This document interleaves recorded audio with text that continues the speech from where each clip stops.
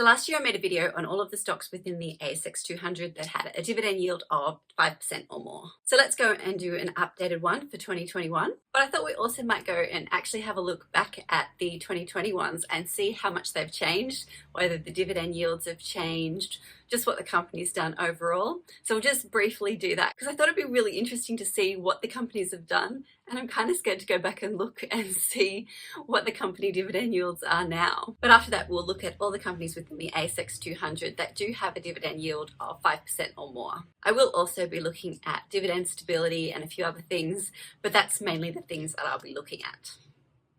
Because yes, even now, there are companies that have dividend yields of 5% or more. I think this is going to be really interesting because we're in such a different place than the last time I made this video.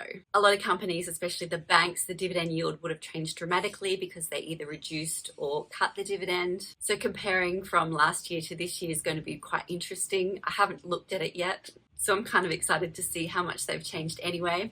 Plus I'm excited, I haven't done research for companies for ages, so it's good to just go back in and have a look at all the companies again that do have high dividend yields and that do have good dividend stability and so on. I'm not looking to buy right now, but I'm actually just excited just to go in and see which companies fit the criteria. So my criteria hasn't really changed. It's pretty much the same as it's always been. I stick to the ASX 200. I look for a high dividend yield, 5% or more usually. Dividend stability is really important to me because if a company has a stable dividend, it usually means that the company is in a good financial position.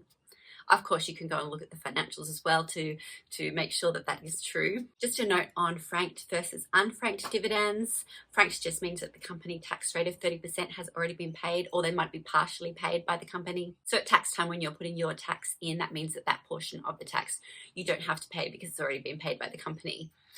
And it also could mean that if your tax rate is less than 30%, less than the company tax rate, that you could get a refund.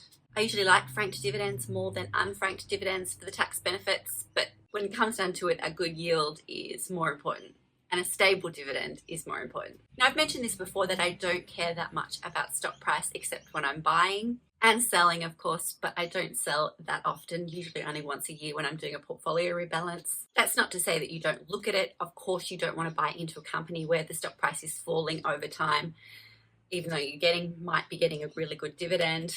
But generally, if you're looking at the dividend stability and the dividend over the long term has been stable, you can go and have a look at the share price. It usually means, barring any sort of stock crash or pandemic, that the company should, over the 5-10 year mark, should be rising in price as well. So let's jump into some research and see which stocks, which companies right now have a dividend yield of 5% or more. So last year when I did this, 48 out of the 200 companies had a dividend yield of 5% or more, which is pretty high.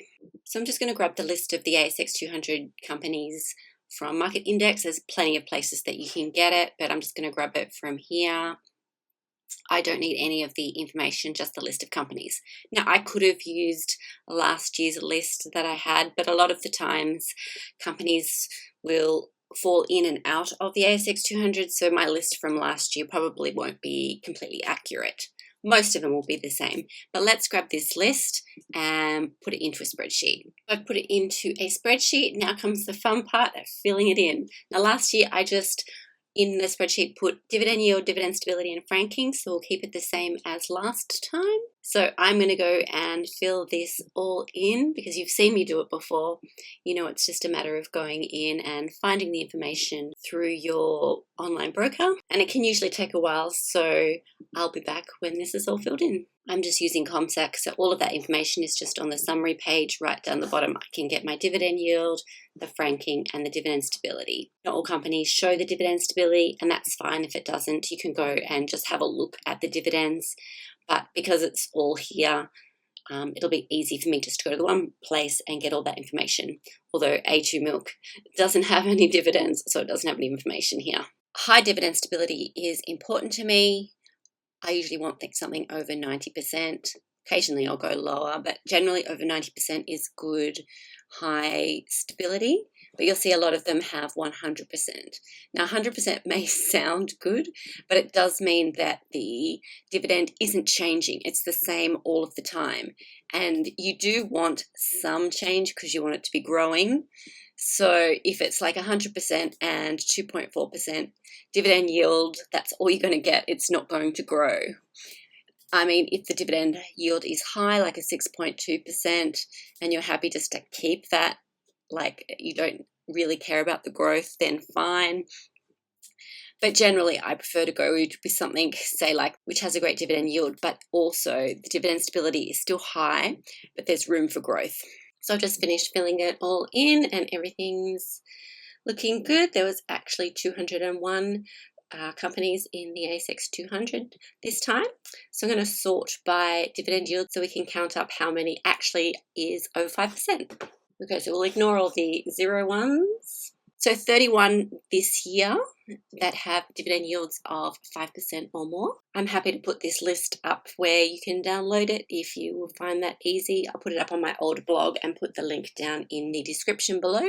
So let me just put it back to how it was in alphabetical order. So a lot of these, such as the banks, you'll notice that ANZ and all of the banks, same with Commonwealth Bank, where's that? Here, are substantially lower, and that's because the banks cut or lowered their dividends. But going into 2021, we're coming into the reporting period for banks, so I would predict that most of them start increasing their dividends now, especially that Australia is actually doing pretty well compared to other places around the world. A lot of companies that aren't doing well will be a lot of the travel and tourism. They're going to take a while for the dividends to recover because the travel and tourism and hospitality industries are going to take a lot longer to recover than some other industries. If you wanted to look at the comparison from last year, this is the 2020 dividend yields compared to the 2021. I've highlighted the ones that are still over 5%.